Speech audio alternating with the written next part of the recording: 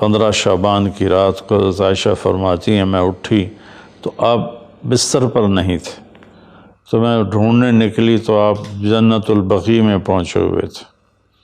تو آپ نے دیکھ کر کہا عائشہ تو کیا سمجھتی ہے کہ اللہ اس کا رسول تمہارے ساتھ خیانت کریں گے؟ میں تو بقیع والوں کے لیے آیا تھا دعا کرنے۔ پھر آپ نے فرمایا آج کی رات وہ رات ہے جس میں اللہ تبارک و تعالی بنو کلب ایک قبیلہ ہے جن کے پاس بھیڑ بکریاں بہت زیادہ تھیں، کہا عائشہ جتنی بنو کلب کی بھیڑ بکریوں کے جسم پر بال ہیں ان بالوں کی تعداد کے برابر اللہ تعالیٰ اپنے بندوں کو مغفرت فرماتا ہے، جہنم سے خلاصی فرماتا ہے۔ اس پر شب برات اور شب مغفرت علماء نے اس کا نام رکھا، میرے نبی کی زبان سے یہ نام نہیں نکلا۔ تو اس کی یہ فضیلت ہے کہ اس میں اللہ تعالیٰ کی طرف سے بخشش کا نزول ہوتا ہے۔ باقی یہ جو کہتے ہیں کہ اس میں فرشتہ اترتا ہے اور سارے سال کا بجٹ بتاتا ہے اور سارے سال کے واقعات، یہ کسی حدیث میں میری نظر سے نہیں گزرا۔ سورہ دخان میں فیہا یفرق کل امر حکیم کا جو آیت آتی ہے تو اس سے پہلے کی آیت شب برات کی نفی کرتی ہے، انا انزلناہ فی لیلۃ مبارکۃ، کہ ہم نے اس سے مبارک رات میں اتارا قرآن پاک۔ تو قرآن پاک تو لیلۃ القدر میں اترا ہے، تو اگر کوئی کسی قسم کے اعلانات ہوتے ہیں تو پھر شب قدر میں ہوتے ہیں، اس رات میں نہیں ہوتے۔ دوسرا یہ ہے کہ اس کے روزے اور بندگی کے بارے میں، شب قدر کی اللہ کے واسطے میری بات دھیان سے سنو، اللہ کی قسم کوئی خاص عبادت میرے نبی نے نہیں بتائی، لیلۃ القدر کی کوئی خاص عبادت میرے نبی نے نہیں فرمائی۔ حضرت عائشہ رضی اللہ عنہ نے پوچھا یا رسول اللہ اگر مجھے لیلۃ القدر نصیب ہو تو میں کیا کروں؟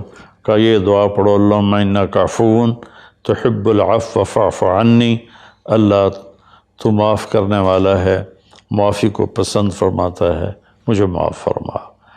تو میرے نبی کی عبادت وہی 11 رکعت تہجد کے نوافل تھے، چاہے وہ شب قدر تھی، چاہے وہ شب برات تھی، چاہے وہ شب جمعہ تھی۔ تو اب اس کے نام پر لوگوں نے کیا کیا خرافہ، چونکہ ہم قرآن اور حدیث سے نہیں جڑے، کتابیں لکھی ہوئی ہیں، کس نے لکھی، اس کی سند کیا ہے، اس کی تمیز ہی کوئی نہیں ہے، تو وہ پھر بہت ہی زیادہ 4 رکعت پڑھو، پہلی رکعت میں یہ پڑھو، دوسری میں یہ پڑھو، تیسری میں یہ، چوتھی میں یہ سب بدعات ہیں، ان کا کوئی تعلق نہیں میرے نبی کے کسی بھی فرمان سے۔ میرے نبی نے صرف عبادت کا فرمایا ہے، عبادت تو شب قدر میں بھی کوئی خاص عمل نہیں۔ اور دوسری بات یہ کہ اگر آپ نے عبادت کرنی ہے تو مسجد نہیں گھر، مسجد نہیں گھر، مسجد نہیں گھر۔ میرے نبی نفلی بندگی گھر میں ادا فرماتے تھے۔ اب شب برات میں صلاۃ تسبیح کی جماعت ہو رہی ہوتی ہے، یہ کتنی بڑی نادانی کی بات ہے۔ نفلوں کی تو جماعت ہی نہیں ہوتی، تو یہ صلاۃ تسبیح کی جماعت کروا رہے ہوتے ہیں۔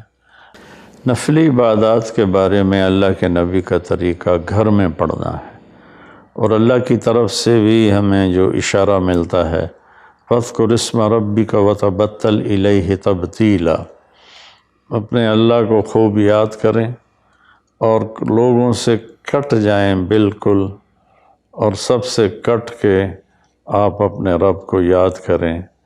وَمِنَ اللَّيْلِ فَتَهَجَّدْ بِهِ نَافِلَةً لَكَ عَسَىٰ أَن يَبْعَثَكَ رَبُّكَ مَقَامًا مَحْمُودًا فَإِذَا فَرَغْتَ فَانْصَبْ وَإِلَىٰ رَبِّكَ فَارْغَب ان ساری آیات کا خلاصہ یہ بنتا ہے کہ نفلی عبادات سنتیں بھی ہوں گھر میں پڑھو، اور خاص طور پر جو ایسی راتوں کی عبادت ہوتی ہے، مسجدوں میں اکٹھے ہونا اور اس رات میں جھنڈیاں لگانا، پھر آتش بازی کرنا، یہ آتش بازی تو بالکل ہی اسراف ہے اور خرافات ہے۔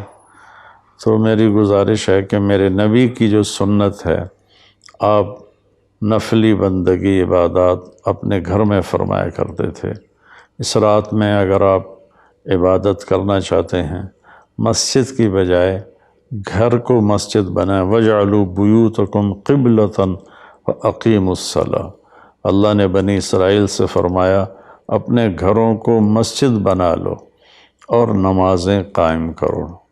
تو ہم بھی اپنے گھروں کو خالی نہ چھوڑیں، اس میں ساری فیملی اکٹھی ہو کے نوافل کا اہتمام کرے۔ مسجد فرائض کے لیے ہے اور نوافل کے لیے گھر ہیں۔ تو امید ہے میری اس بات پہ آپ غور فرمائیں گے، ناراض نہیں ہوں گے۔